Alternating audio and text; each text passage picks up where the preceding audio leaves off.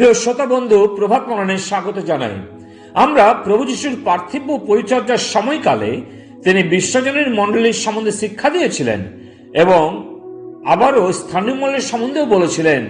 সেই বিষয়ে শাস্ত্র থেকে, পবিত্র বাইবেল থেকে দেখেছিলাম যে জগৎ সৃষ্টির পূর্বে খ্রিস্টে আমরা যারা খ্রিস্টে মনোনীত, যার মধ্যে বিশ্বের সমস্ত বিশ্বাসীরা রয়েছে, যাদের আমরা দেখিনি ও জানিও না, অর্থাৎ তাহারা অদৃশ্য বিশ্বজনীন মণ্ডলীতে যুক্ত হয়েছেন। কিন্তু আমরা স্থানীয় মণ্ডলীকে দেখতে পাই। তাই এখন আমরা যেটা চাক্ষুষ দেখতে পাচ্ছি সেই স্থানীয় মণ্ডলীর সম্পর্কে লক্ষ্য করব বা আলোচনা করব।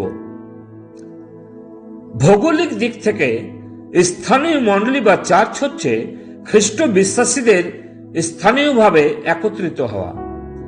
নতুন নিয়মে এই ধরনের একটি সমাবেশকে সমস্ত দিক থেকে একটি সম্পূর্ণ এবং স্বয়ংশাসিত সত্তা হিসাবে বর্ণনা করে। তাই প্রথমত একত্রিত হওয়ার স্থান, কোনো বিশেষ ও নির্দিষ্ট স্থান বা জায়গার বর্ণনা নেই, কিন্তু যেখানে 2 কি 3 জন তার নামে একত্রিত হয়, যেমন প্রভু যিশু মথি তার 18 অধ্যায় 20 পদে বলেছেন, কেননা যেখানে 2 কি 3 জন আমার নামে একত্র হয় সেইখানে আমি তাহাদের মধ্যে আছি। বিশ্বাসীরা বেশিরভাগ সময় ঘরে ঘরে একত্রিত হতেন, কোন স্থানীয় চার্চ বিল্ডিং ছাড়াই। ফিলিমনের পত্রে তার 2 পদে লেখা আছে, আমাদের প্রেম পাত্র ও সহকারী ফিলিমন, আপ্পিয়া ভগিনী ও আমাদের সহসেনা আক্রিপ্য এবং তোমার গৃহস্থিত মণ্ডলীর সমীপে। সাধু পৌল একটি স্থানীয় গৃহস্থিত মণ্ডলীকে উদ্দেশ্য করে পত্রটি লিখেছেন। আবার 1 করন্থীয় 16 অধ্যায় 19 পদে পাঠ করি, এশিয়ার মণ্ডলী সকল তোমাদেরকে মঙ্গলবাদ করিতেছে, আক্কিলা ও প্রিস্কা এবং তাহাদের গৃহস্থিত মণ্ডলী তোমাদেরকে প্রভুতে অনেক মঙ্গলবাদ করিতেছেন। আবারও কলসীয় তার 4 অধ্যায় 15 পদে লেখা আছে, তোমরা লাইদোকিয়া নিবাসী ভাতৃগণকে এবং নুম্ফাকে ও তাহার গৃহস্থিত মণ্ডলীকে মঙ্গলবাদ করো। প্রথম শতাব্দীর মণ্ডলী ঘরে ঘরেই সমবেত হতেন। প্রেরিতের 1 অধ্যায় 13 পদে লেখা আছে, সেই উপরের কুঠিরে অনুমান 120 জন উপরের কুঠিরিতে একত্রিত হইয়াছিলেন। জেরুসালেমের মরিয়ম, লুদিয়া, নুম্ফা, প্রিস্কা এবং আক্কিলা, ফিলিমন এবং আপ্পিয়া এদের বাড়িতেও স্থানীয় মণ্ডলী একত্রিত হতেন।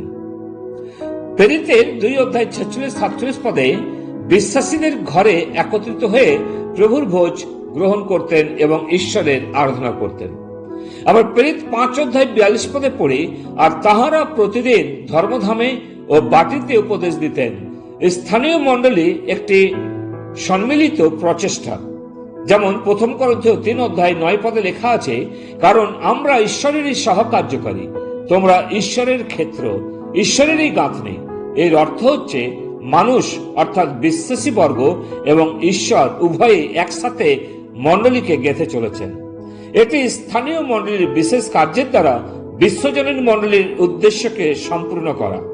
এটা প্রকৃতপক্ষে ক্ষণস্থায়ী।